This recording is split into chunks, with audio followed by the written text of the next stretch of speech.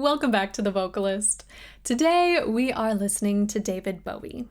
I have heard a handful of his songs previously, but this one is new to me. So we are going to watch a live performance from 2002, and the song is Heroes. Here we go.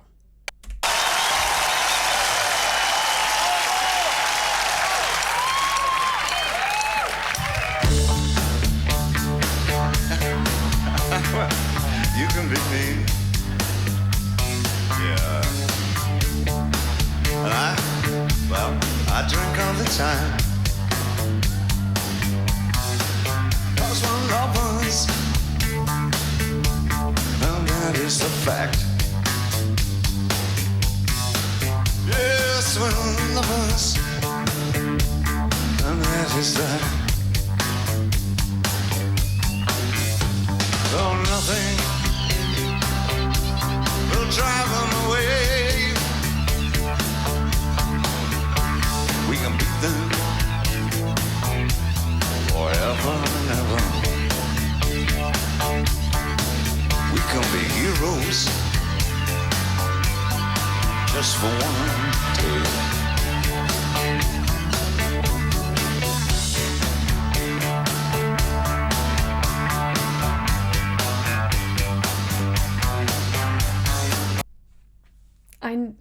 I try not to stop this early, but there's a lot. I think when I think of David Bowie, like the first song that comes to mind is Space Oddity.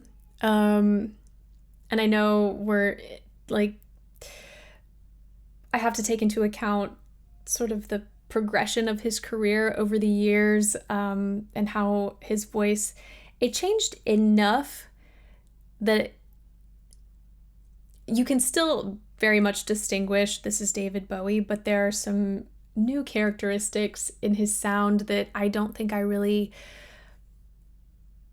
paid attention to or really heard previously. So yeah, I'm gonna stop and start. Here we go.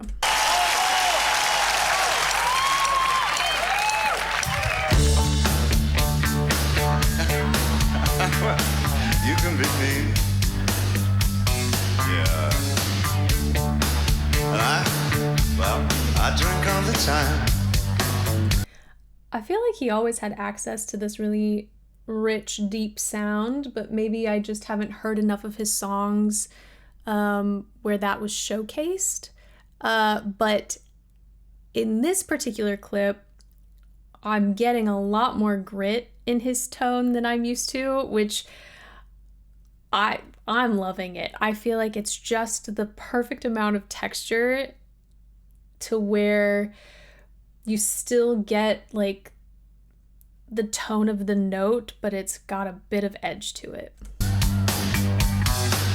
'Cause we're lovers. Now there, I mean, as soon as he ascends, I imagine as this progresses, he's going to open wider on these top notes, but I just love that he allowed this sort of natural ascent to happen with perhaps a narrowing at the top of his larynx, a rise in the larynx. Like, he's not trying to create the same full sound that he had at the bottom there. That could change, but it's just such a cool color. It definitely has a thinness and a little bit more of a nasality to it than what we heard at the onset of this song. But again, it's still easy to distinguish and, recognize that if, I was listening on the radio, that this is him singing. Well, that is the fact. Yes, we're lovers, and that is that. I love that there is so much stillness in his jaw and in like the setup of so many of these notes. He's not hyperextending. He's not overexerting any effort, at least that I can tell, which is nice to see from a singer. Like, do what you do without complicating things. We don't have to open super wide for a lot of things. You don't need huge breaths for a lot of phrases. There's just a lot that can be done in a very neutral, comfortable position, and he's demonstrating that. Though nothing will drive them away, we can beat them forever and ever. We can be heroes just for one day.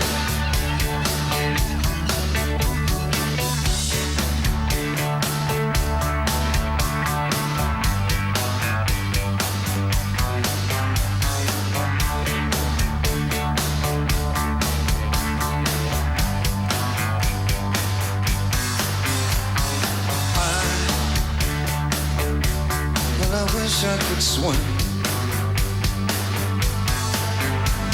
like dolphins. Like dolphins can swim. That first phrase was so gorgeous. I mean, we got a lot of singing tone in that. Let me... Like dolphins. Before that, sorry. Well, I wish I could swim. It's so elegant. Yeah. A little separation in the chords to get more airiness in that sound, but it's so pretty. And then of course he like dips really low after that, which is cool to hear. Such a big contrast in range in a small phrase. Like dolphins. Like dolphins can swim. Though nothing will keep us together, we can beat them just one day. Oh, we can be heroes just for one day. What you say, I say. Sorry, okay, that's a great example of how little effort he exerted, at least in changing the shape of his mouth to get these higher notes. I love that. You rose just for a day. What you say, I say.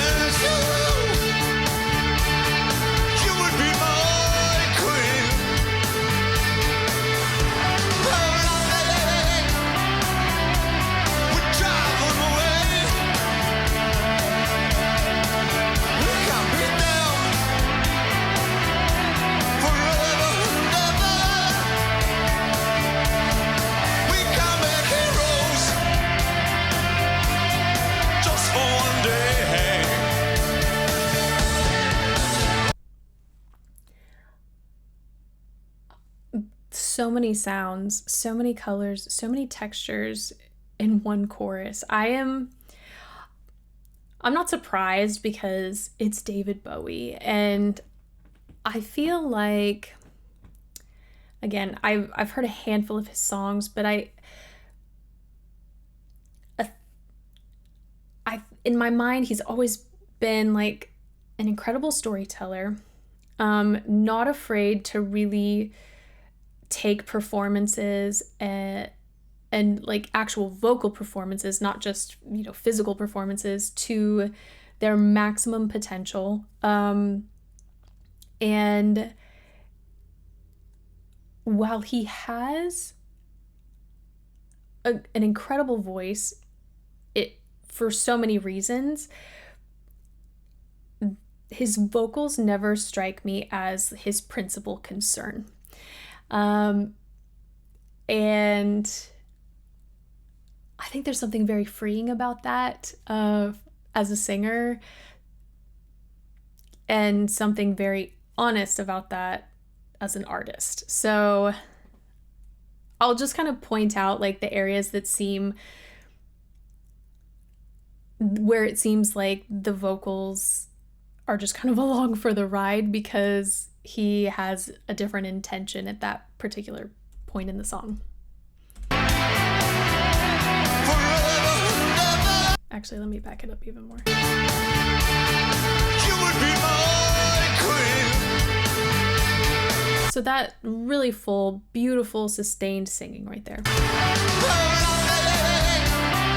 There, I don't know if he was intending to create like a yodel there or some sort of, I don't know, it's almost like a bleat, like, or that, a sound reminiscent of that. On Drive, we got more texture. Flipping into head voice, it doesn't sound to me like he was overly concerned with the tone on these higher notes and that he just wanted to match the pitch. And so he allowed them to thin out. And you don't hear that often, which is why I find it so captivating.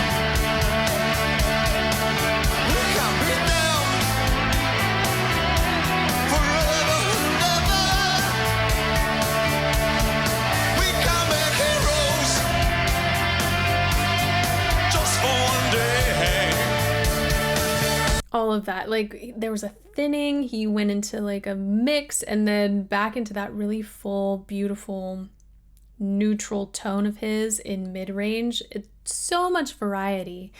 I'm here for it.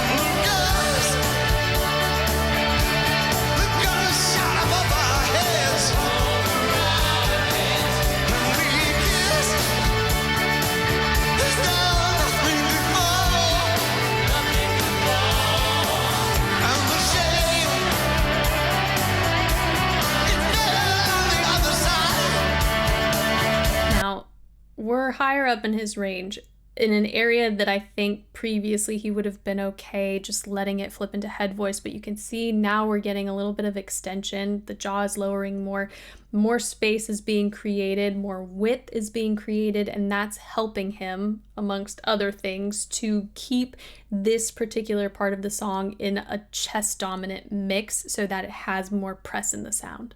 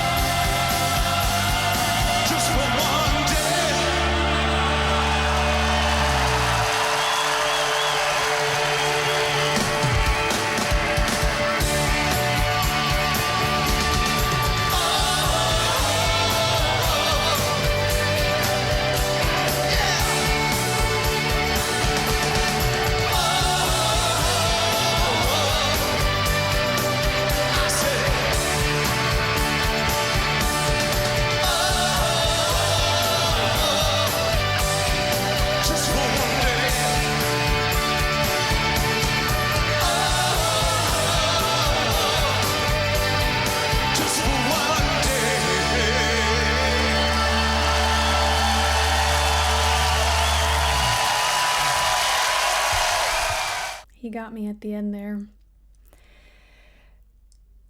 Here I am just gushing over his vocals and the performance, and add to that the song itself and the text. But at the end there was just so much intensity and like passion. Like watching